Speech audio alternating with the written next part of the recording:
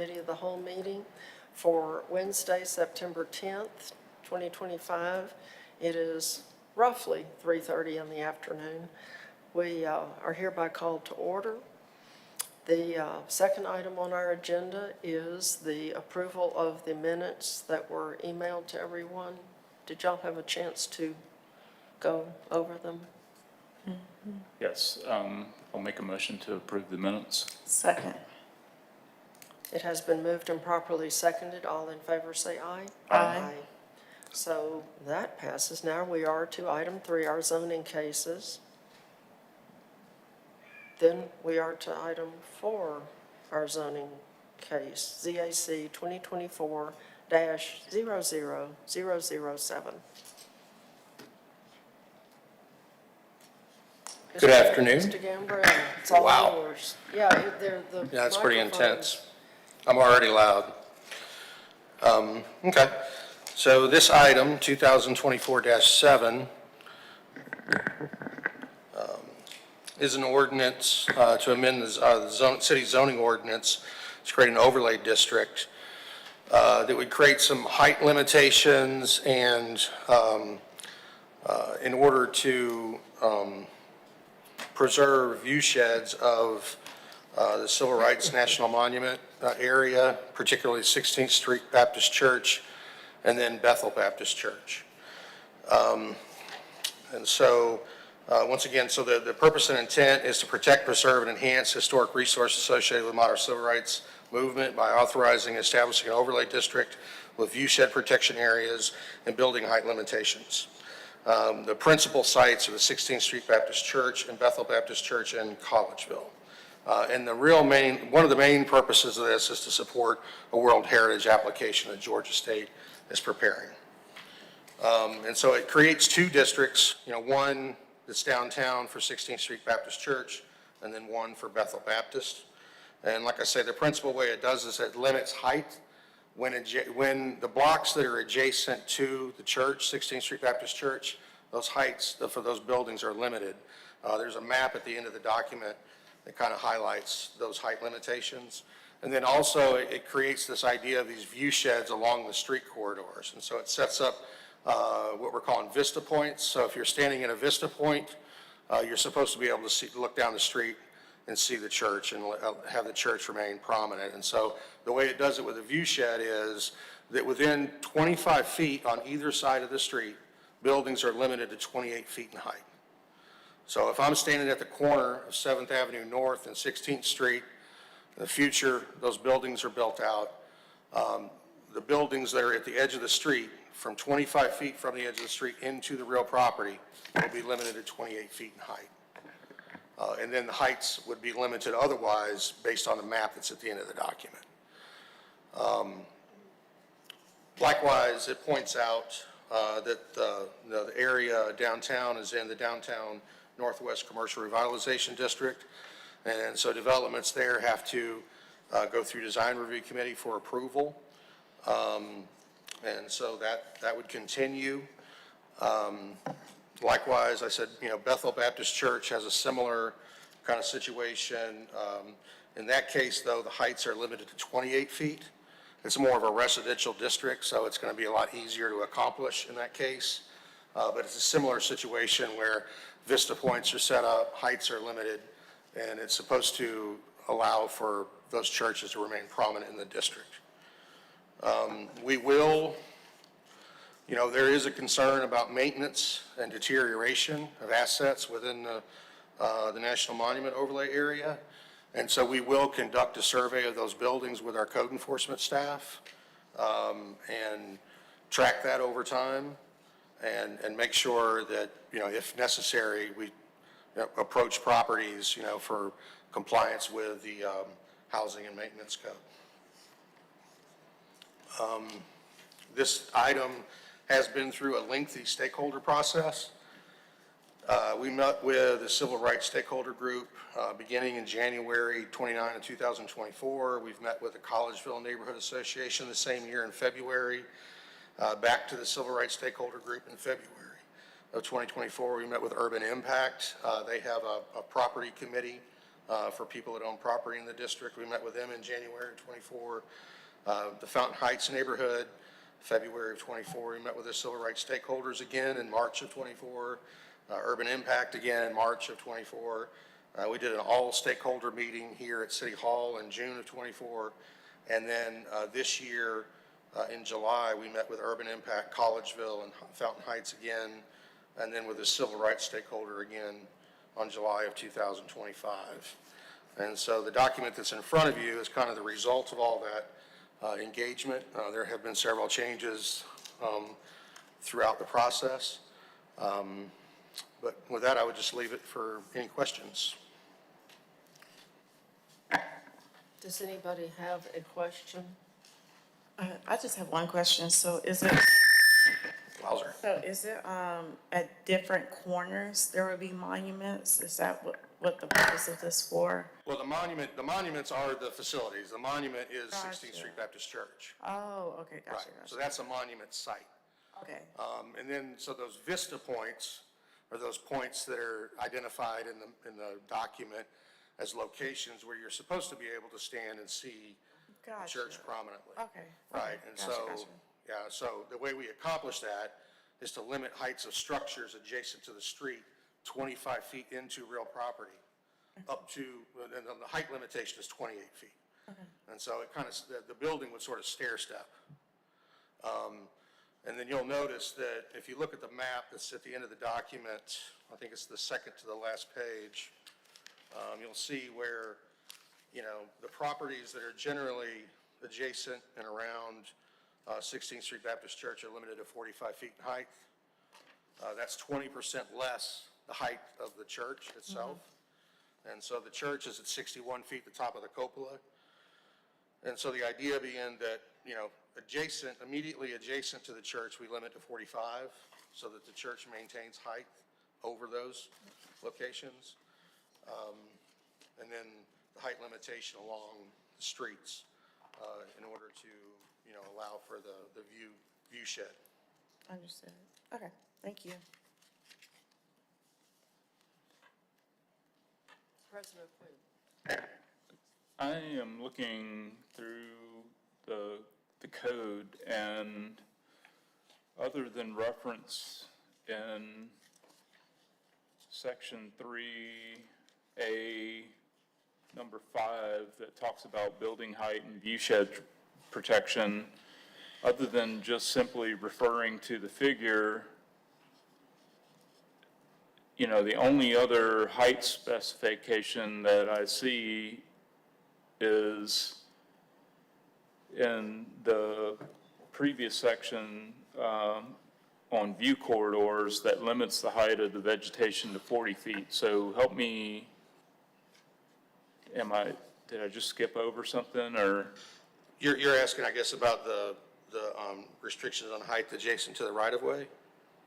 Right, so Yeah. you're saying in the view corridor that it's limited to 28 feet. Right. Okay, so help me find where Yeah, that is. so it just says all development within a view corridor, as shown on figure 108-901, are subject to regulations of this subsection. So, let's see.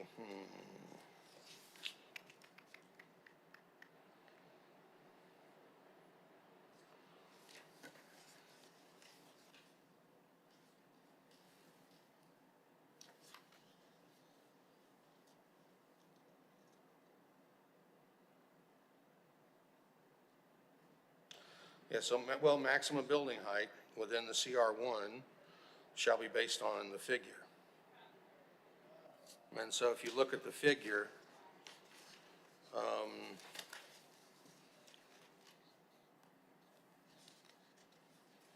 Okay, so I do think it does need a little bit more clarity on the map, because the legend shows 65 feet, 45 feet. It needs to have an item that says 28 feet, and to highlight those areas. And those are the areas that you kind of see in green and yellow in here. right. So we can do some work to make that look a little better, make it a little clearer.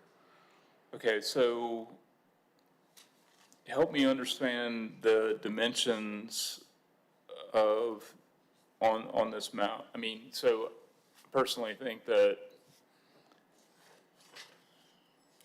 there's some additional clarity that needs to be given, and simply, rather than simply referring to the figure, it's probably better to Add some actually text. spell it out in a sentence. Okay. But looking at the figure, the view corridor is the green hashed and That's right. area. Okay, so help me understand the dimensions of that space. Okay. It looks kind of like it's just the street. It shouldn't be, no, it should, and I see what you're saying now. Yeah, the map needs to be adjusted to show, that it actually goes into real property. Because there's a limit of 28 feet intended, 25 deep on either side of the street within that area. So 25-foot setback from the property line? Right. Yeah, within 25 feet within the real property, they'd be limited to 28 feet. Okay.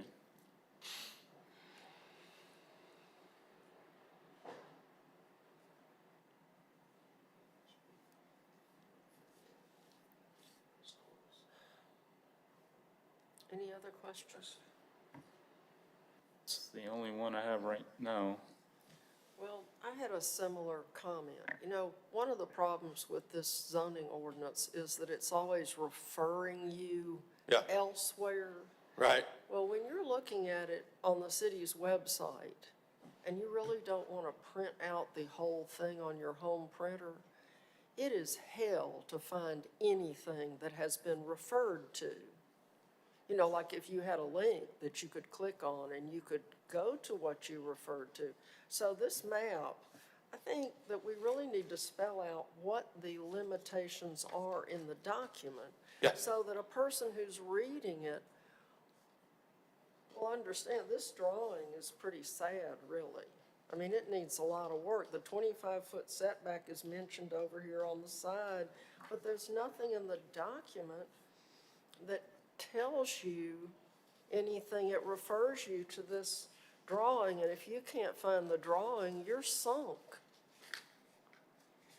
So spelling Yeah, we can add out- the- we'll add the spelling text. out the 45 feet and the 65 feet and the appearance limitations that are in section 3, item 3, under A.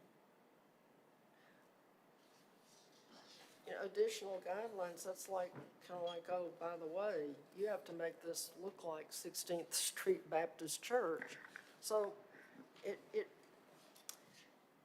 seems that we're not providing enough detail to anyone who really wants to know what we're going to have in that district.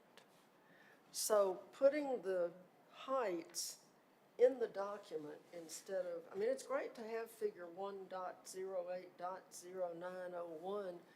Here, it's lovely, but it also needs to be written Understood. into the ordinance. And actually, the whole ordinance needs help in the same vein, because we refer to places that you can't find if you don't have several hours to search online. And I know we want people to search online. That's what we want, right? I mean, that's up to them, yeah. It's available online, that's for sure. Yeah, and printing it out is hundreds of pages. So It's very long, yeah. it's not reasonable to expect a resident or a developer, even just a curious person, to print out the whole ordinance just so they can find figures that are referred to, or sections that are referred to elsewhere in the document. I've been looking at the zoning ordinance a lot lately, and it's very frustrating. And it scares me how hard it would be for somebody who'd never looked at it before. They would probably just throw their computer out the window, and that'd be the end of it. So, anyway, this needs a little tweaking, I believe. Yeah, we'll add some text as you suggest and adjust the map a little bit. Okay, so would that be ready by the time we meet again? Sure.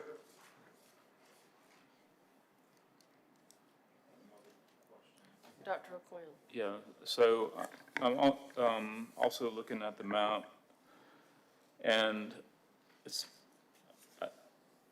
there's a Birmingham Civil Rights National Monument that's outlined in the blue line, but there's a Birmingham Civil Rights National Monument boundary that's different, that's identified by the black dashed line. So what's the difference between? The difference is the black one is the overlay district. Okay, It should say overlay boundary. Where does it say that? We're going to have to add that. Okay.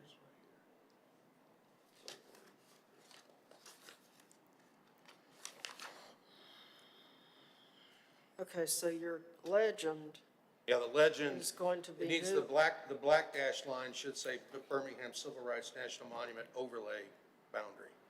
Okay, but every one of those designations, like the big blue dot, what is that? Those are the Vista points. Okay, but we need to say so. Say what now? We need to say so. You're telling me, and I'm writing it on my drawing, but Well, it says right, in the legend, it says Vista Point. do you see it? with the blue dot, yeah. Oh, gee, why does mine not say it? The ink ran out on yours, right? Yeah, you have a different version. Okay, never mind. The ink ran out on me. Oh, bummer. No, that, you can have mine. Well, I was trying to figure out what it all was.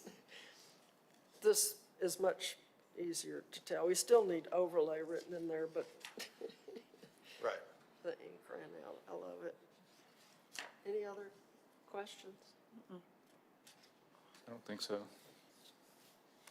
Okay, so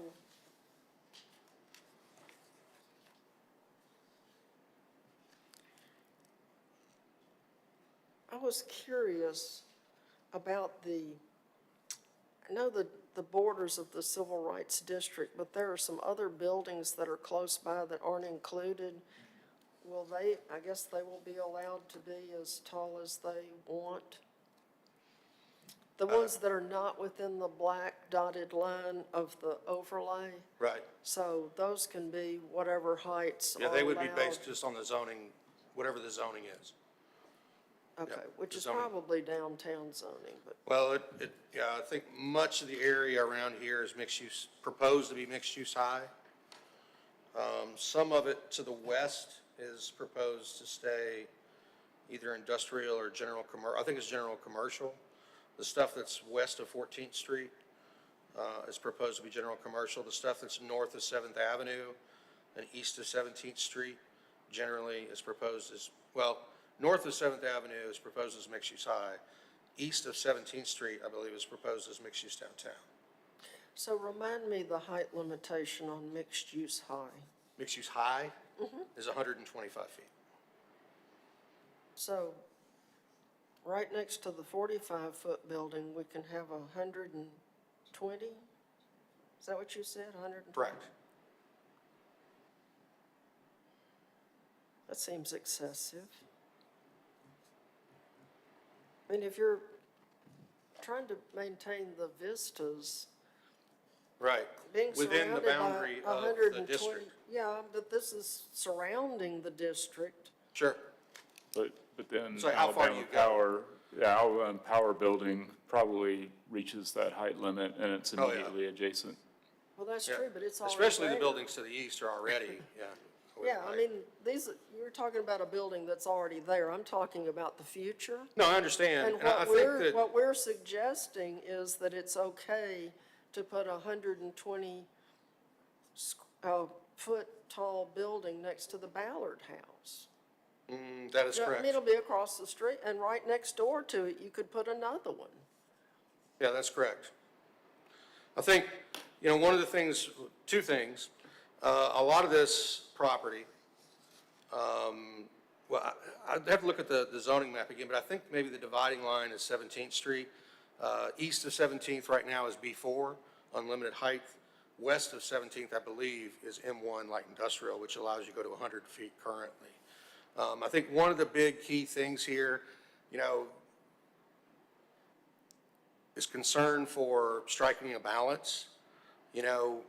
Obviously we want to have some limitations to protect the view shed for the church and support World Heritage. But at the same time, we don't want to create a situation wherein you just can't develop at all. And so, there's this concept of critical mass.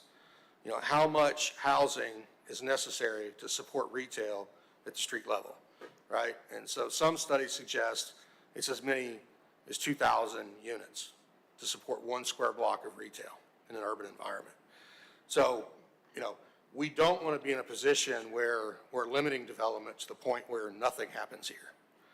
If a project doesn't pencil out because of these height limitations, then nothing will happen, and we don't want to be in that position. Well, how many stories? So we've been is that? trying to strike a balance where we can, support the church and support the World Heritage application, but at the same time have vibrant development that occurs around here. I know the City Center Master Plan, for example, recognizes this block north of Kelly Ingram Park as a very critical block to development in this area. And the hope is that that could be kind of a bridge between the Civil Rights District and downtown, and that could have, active frontages at street level. In order to do that, you've got to have people living in the district. And so that's where we're trying to strike a balance between protection and support of development. And so it's tricky. It's not easy. So how many stories is 120? Well, it just depends on the floor heights, Make a guess. Yeah, it could be 10, 12 stories. Yeah. Yeah. I mean, this is the downtown of our city. This is our urban core. Oh, I know it's downtown, Yeah. but I remember the plans for this area that of course never have come to fruition, but Right. the Unfortunately, plans, nothing really and much has they happened were in this not general for towering towers like we have springing up on Highland Avenue. They were more reasonably sized buildings like 6 stories tall. And so 120 just seems excessive around the Civil Rights Overlay District. But I may be the only one who thinks it's excessive. Yeah. It happens. So, any other questions? I do have another question. So, particularly interested in the feedback that, the civil rights stakeholder group and Urban Impact and some of the neighborhood associations, whether, what kind of feedback did they give? Did Yeah. they give, offer a recommendation or anything? And then, beyond that, is this something that has also gone before the Planning Commission for? Yeah. Okay. Yeah. So the Planning Commission did recommend it. We did make changes based on their comments. Primarily, I think one of the big things we did is increase the height limit at BCRI. It was pointed out that, BCRI is currently over 28 feet. We limit that to 28 feet, and all of a sudden we've made the BCRI legal nonconforming. I don't think we want to be in that business. And so that was a good comment. We made that change. We did alter the landscaping requirement based on a comment from Planning Commission. Previously, we were saying that the landscaping had it limited to 25 feet. And one of the landscape architects on the Planning Commissions, that's going to be problematic, and so we adjusted that. The neighborhoods generally were supportive, both Collegeville and Fountain Heights. The Civil Rights Stakeholder Group has been very supportive throughout the process. And once again, it's where we're trying to strike the balance. I think they probably would like to see it be a little more restrictive, whereas the Urban Impact folks would like to see it be a little more liberal. And so that's where we're trying to find the middle. We have made changes based on, both groups' comments. I don't know that everybody's 100% happy, but, we're doing our best to, like I say, strike that balance and, maintain the ability for somebody to develop these properties in a robust way. And also, just financially, they can even happen, I think maybe to your comment about buildings getting taller, there's a reason they're getting taller, you know, because they don't pencil out otherwise, you know. They can't afford to do the development. But that's a general comment. But like I say, I think we've been trying to strike that balance. You know, we've made adjustments based on both parties' comments. And, you know, this is kind of where we landed. Anyone else? Yeah, which council members' districts are these in? Is Would be this mine. Tate That's- and Moore? I'd have to No, look. it's all Yours? District 5. It's 5? Yeah, that's what I was thinking, but I wasn't sure. Okay, any other questions or comments? Because they have changes to make and we need to get them all at one time. We don't need to keep coming back and saying, oh, I thought of something else. I guess we could email you if we think of something else. But,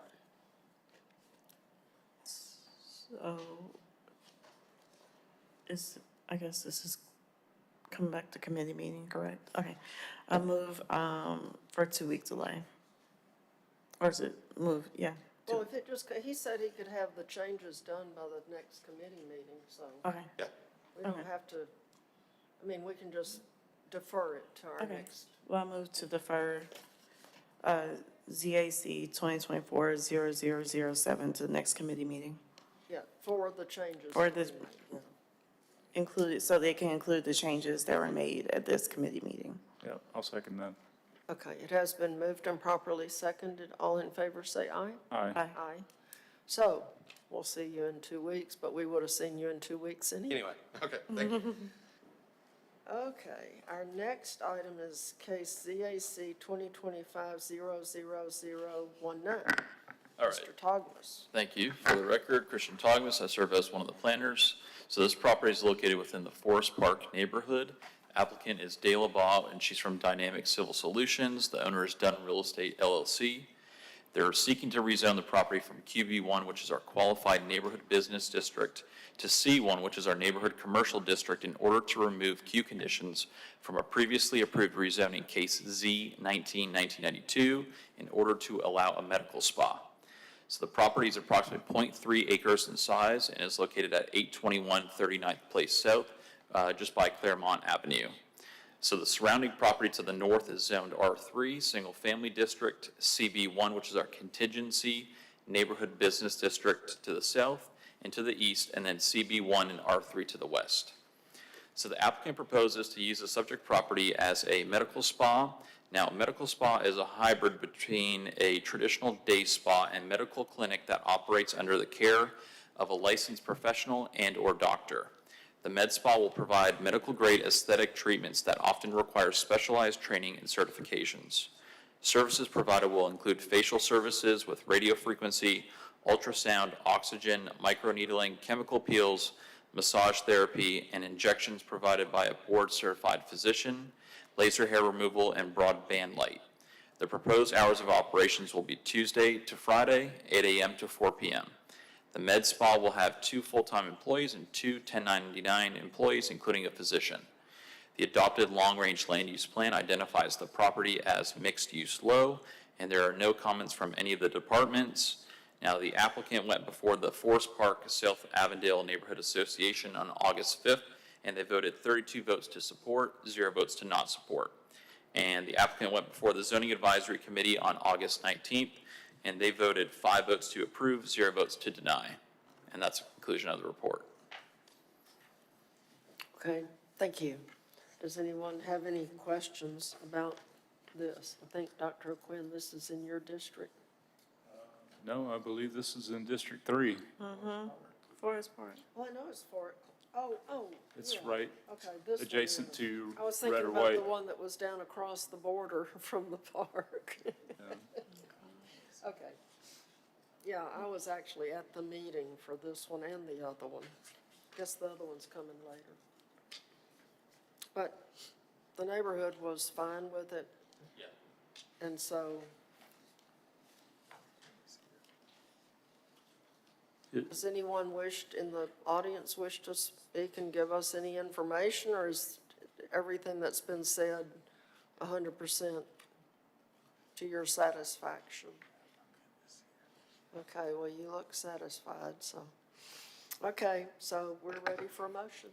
Yeah, I do have a question, though. So it's going from qualified business district to simply C1.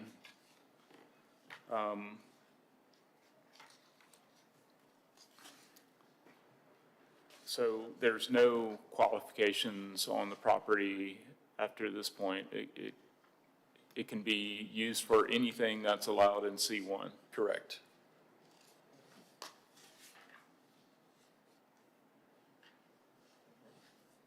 And the neighborhood did not receive a list of what was allowed in C1, so they just kind of thought a medical spa sounded nice. But we all know the devil's always in the details.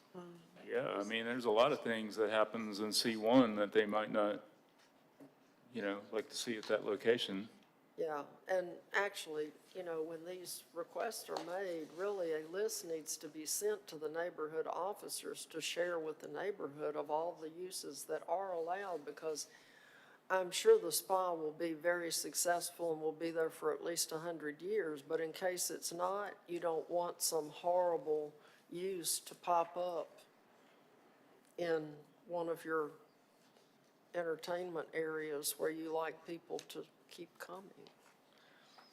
So, but the neighborhood they didn't hold it over to get a list. So we're here to either approve what they agreed to or not. Dayla Baugh, DCS 2110 Second Avenue North. So at that And your neighborhood. name is? Dayla Baugh, I'm the applicant. At the neighborhood meeting, the officers did read out a list of what would be allowed at that meeting.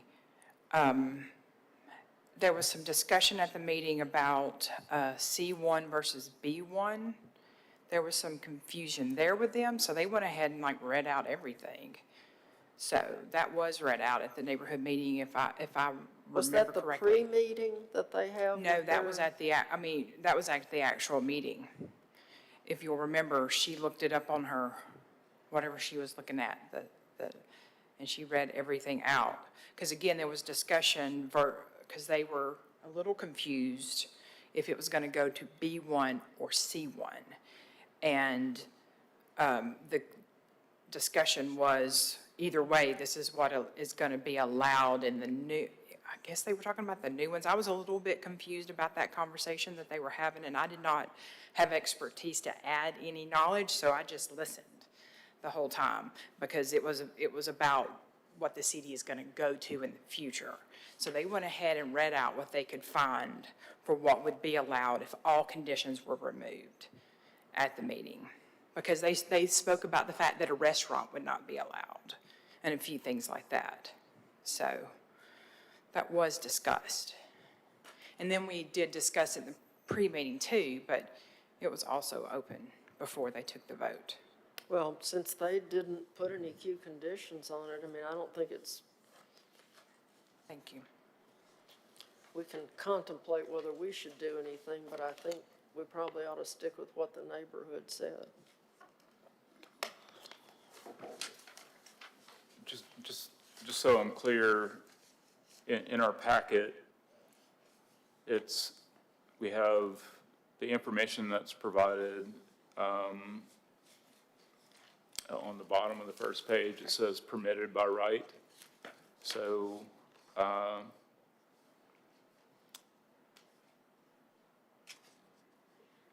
that was for the QB1. They told us what was permitted by right in QB1, but we're changing from QB1 to C1. yeah, that's what I'm trying to figure out is So where's permitted the right. list for C1? Right.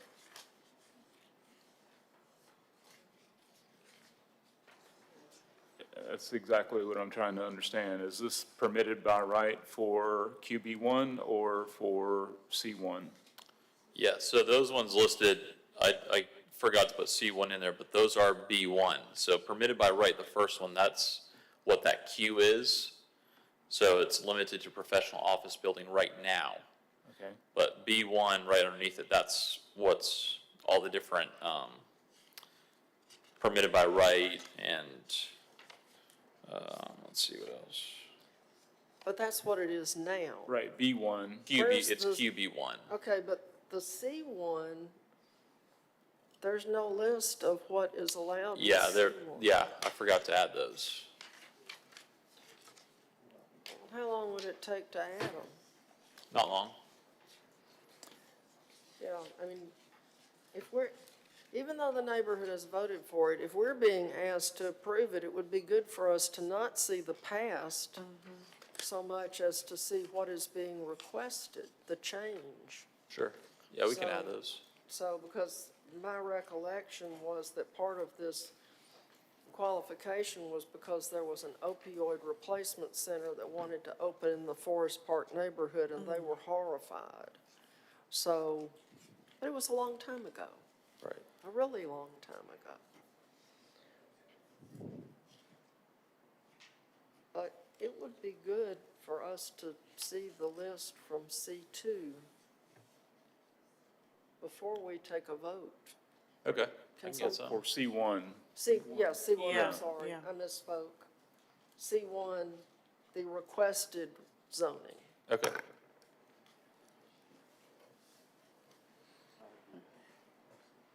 Okay, so we can go on to our next item yeah. and just come back to that one as soon as we get the list. Oh, yeah. Do we, Okay, I move to table, ZAC 2025-0019. Second. okay, it has been moved and properly seconded. All in favor say aye. Aye. Aye. Okay, now we are to item 5, the D5 zoning updates. And we have a handout. Yeah, do you have something for us? I do not. Oh, okay. Well, I'll give you what we have. You've got about 3 or 4 people.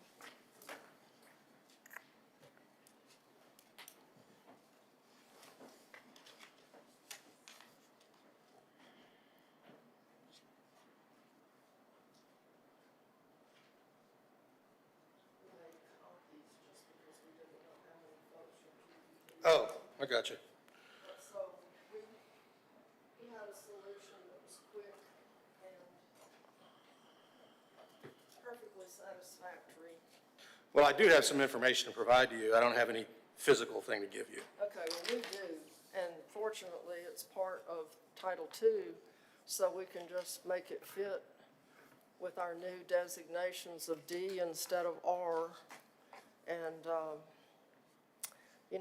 move along just like y'all told us in the framework plans that we were just changing the designation from an R to a D. And so this makes it easy.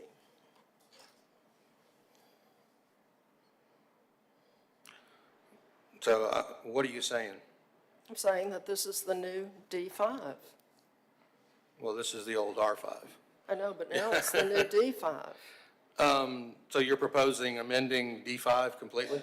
Yes, Well, okay, so why don't we do this? So we did do some research. I just wanted to mention that, based on our last discussion, we did look at some peer cities, other cities. Generally speaking, of course, I guess it bears mentioning too, obviously we all know there's a 35 height limit in D3. There's a front yard limitation of 25 feet and a setback of 25 feet, rear of 25 feet. D5, currently the max height is 60. There is requirement for a buffer, between D3 and D5 currently. It's a type B buffer that has some performance standards where it can vary on size and density. Currently, there is no explicit step-down requirement beyond the buffer of height, right? I think that's what we're talking about. yeah, we're talking mainly about height. Right, exactly. Because the buffer does exist already. And like I say, while there is a The committee buffer, voted for a 500-foot buffer, and y'all didn't like that. right, because So- it would make every apartment complex in the city of Birmingham legal nonconforming. and that's a big problem. Yeah, so we came up with a new idea, which is to simply use what we already have. I understand that. What I'm doing is telling you what we've done Okay. since that Where, time. did you bring us a copy of what you did? We will, but we're just having a discussion right now. And so we looked at peer cities, Atlanta, Austin, Denver, Raleigh, and they all have something similar where there is kind of a buffer area, and then there's a requirement that the height limits to a certain distance within the property. They vary a good bit. And so we think that's a good way to go. It's just that, it's, you know, to me, it's a matter of what are the particulars? You know, where do we land? And so, you know, we think that, you know, obviously there's a buffer requirement already. You know, maybe we could increase that buffer requirement, require a fence in all situations, and then limit the height within a certain distance within the property. I think it's what we've been saying. And what is that height? You know, we think it should be 45 feet. We need to figure that out. And so what we wanted to do is propose a work session where we could get together, talk about your proposal, talk about what we've looked at, and kind of synthesize, you know, our thoughts. And so that's what we were hoping to do, is just set up a work session where we could get together and sit down with you and the committee and discuss it in a little bit more particular way. Members of the committee? Yeah, so I'm not opposed to doing that. I think, you know, perhaps taking this document that Councilor Abbott has submitted and editing it to reflect staff's recommendations, and, you know, that would allow us to be better able to compare and contrast. Sure. Yeah, I get you. And, well, and the first thing I see, you know, D5, height limitation 35 feet. You know, it just doesn't seem workable. I mean, how many apartment complexes are over 35 feet in the city today? They're going to be zoned D5 in the future. Every one of those will be legal nonconforming in the future. Well, then we need to zone them something else. No, well, See, R5 is what we have now. We have Correct. property zoned R5, and the height limit is 35 feet. What your people said in those framework plan meetings were that you were just changing the designation from R for residential to D for dwelling. that's not exactly And true. there was not a That's, I think change. I think But there the- was a very big change in height restrictions. there is a change of height restriction for R5. That's right. Yeah, and For- it's a for big in one. D5. And with 1- and 2-story homes adjacent, 35 feet is And that's what we were proposing to have perfectly reasonable. a height reduction adjacent to. We're trying to be sensitive to that comment, and we're trying to find a middle ground to make that happen. 35 feet, to me, you know, you're talking about making a lot of apartment complexes in the city legal nonconforming. That would be a big problem, I think. Well, I'm trying to figure out how they got to be legal nonconforming since we just finished having it R5 be R5. Did they get a lot of variances to be taller than allowed in the ordinance? How did they get to be so tall and become nonconforming? We haven't had D5 that long. How'd that happen? Yeah, I agree. I mean, don't know. what you're saying is that they're legal non-conforming now. If But they're there, over many of these districts, so we got rid of R6, R7, combined all that into D5.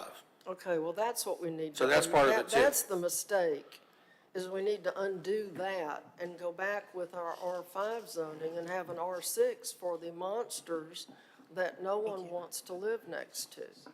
I mean, we're tuned in to the residents and what residents want. Y'all are tuned in to what other cities do and to what books on walkability say to do. We're listening to the people that we have as our constituents. So there's just a little difference here. But it's not insurmountable. We have lots and lots of apartment buildings that fit in with the residential landscape and don't stick up 2 or 3 stories above everyone around them.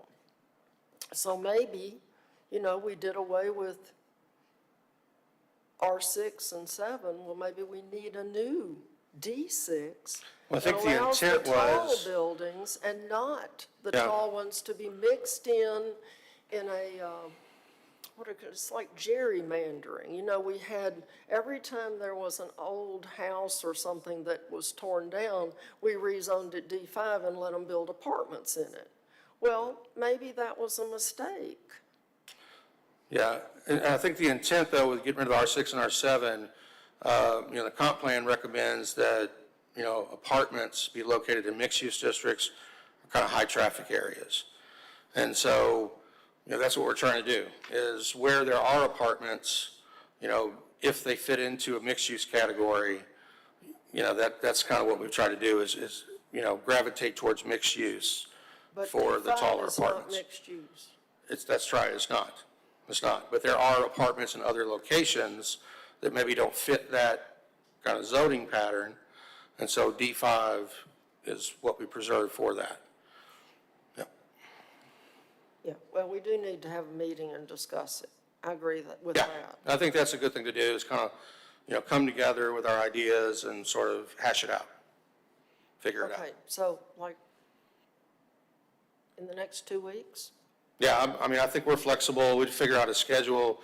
I can reach out if you like through email, through Mr. Lee, and we'll figure out when people are available and schedule it.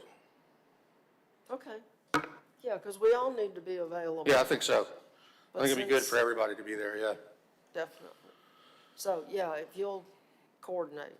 Yeah, I'll reach out. Okay, Okay. now, back to, you ready to take? Yes. Item ZAC 2025-00019 off the table? Yes, so moved. Second. All in favor say aye. Aye. Aye. So we're back. All right.